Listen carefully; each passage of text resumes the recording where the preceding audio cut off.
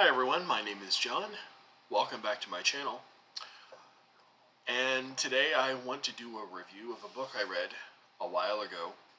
It is from Princeton University Press. Right there. This is Forgers and Critics, the new edition, Creativity and Duplicity in Western Scholarship by Anthony Grafton. I've read a couple of Anthony Grafton's books before. As I'll tell you,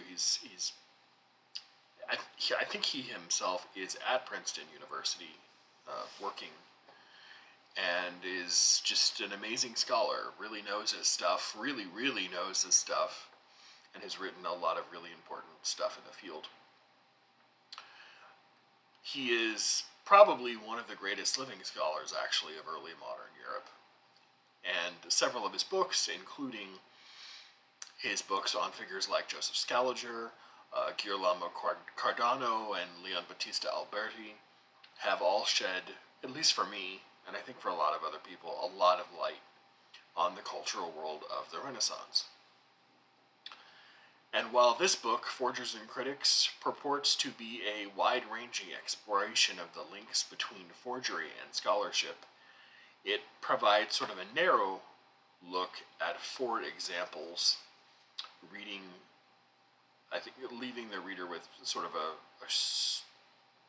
no bigger picture takeaway from what's going on, and I'll talk about that in some detail a little bit later.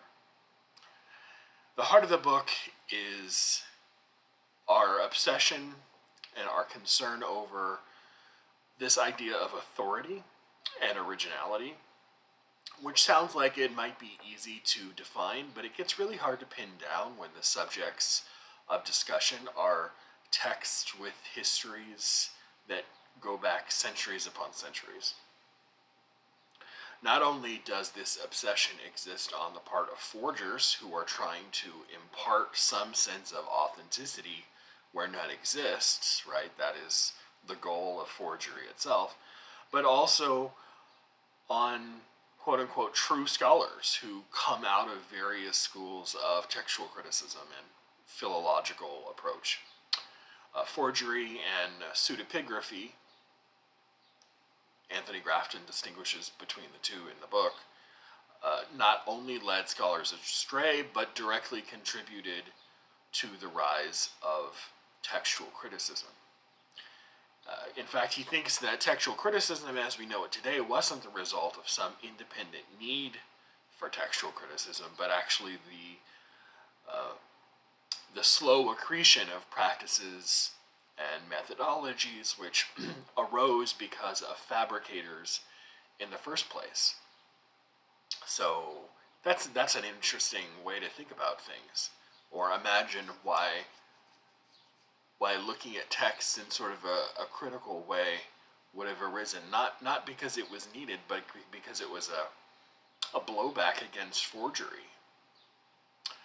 Forgers, as he says, forgers and critics have been entangled through time like Laocoon and his serpents. The famous guy who is, surrounded by serpents, and that not only in the myth, but also in that famous sculpture. The basic idea is that both critics and forgers formed a kind of mutualistic relationship, slowly defining both of their crafts after familiarizing themselves with the work of the other. Along the way, Grafton occasionally traces historical motifs like the one of the found object. Someone named Acusilus of Argos, whom I had never heard of before, likely first perpetrated this idea of the found object when he claimed to have discovered some bronze tablets in his garden, which was a lie, and that lie would eventually become the strategy du jour for forgeries in the 19th century, as the Romantics picked up the idea of the found object and just ran with it. They were sort of enchanted by this idea of an old, found, decrepit, fragmentary thing. You see it all over Gothic literature, all over European 19th century literature. Grafton contends that the very ruse of forgery can only be believed for so long, and in trying to get a text to look like what it is from a different time and place, the forger inevitably leaves behind telltale signs of her handiwork. So again, to quote him, any forger, however deft, imprints the pattern and text of his own period's life, thought, and language on the past he hopes to make seem real and vivid. So, at least he thinks that the idea of a truly convincing forgery is impossible. It might be very, very hard to detect, but inevitably you leave some remnant behind, some clue that is anachronistic next to the text itself that gives a forger away. Chapter 3 looks at the work of three critics: Porphyry from the ancient world, Isaac Casaubon, who was almost certainly the inspiration for the Edward Casaubon of George Eliot's Middlemarch, and Richard Reisenstein from the 20th century, all of whom suffered from sort of weakened critical powers when they were working with texts that undergirded their own biases and assumptions. And one can guess that the pitfall of confirmation bias will always be sort of a bête noire of literary studies and textual criticism. The seed of the book was originally a small set of lectures Grafton delivered, which someone later suggested he expand into a fuller book form.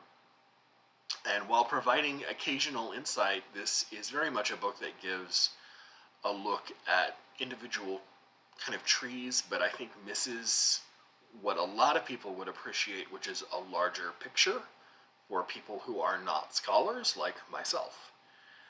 And I think that's kind of a shame because of the unfinished and not quite effective nature of things that start out as lectures or lecture series and then are turned into longer form books. It kind of feels, ironically, like a bit of a fabrication itself. Not a fabrication, but incomplete, like it could have been better realized, more fully fleshed out, maybe a little bit too quickly rushed to press. Hopefully sometime in the future, Anthony Grafton will be able to revisit it, fill in some of the gaps in his argument, and make the book 2 or 3 times as long, and maybe 2 or 3 times as good. And if that time ever comes, I'll gladly reread it. But it was a bit of a mixed bag, interesting in parts, but as Princeton books usually are. But I would have liked a bigger picture, I guess. This is Forgers and Critics: Creativity and Duplicity in Western Scholarship by Anthony Grafton. See you next time.